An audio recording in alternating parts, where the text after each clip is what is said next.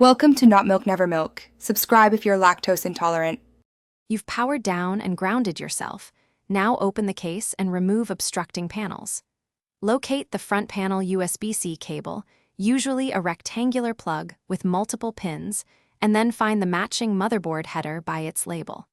Once located, compare the plug shape to the header orientation so you don't force it. Make a note of nearby components and cables to avoid bending pins later. Prepare a flashlight and your motherboard manual for quick reference before you proceed. Now align the keyed notch on the USB-C front panel plug with the motherboard header. If it's keyed, it will only fit one way. Hold the plug close to the header and apply even, steady pressure straight in until it seats. Wiggling risks bending pins.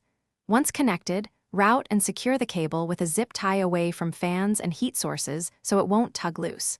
If your board uses an adapter or an internal USB 3.1 cable, attach that adapter first and then the front panel lead.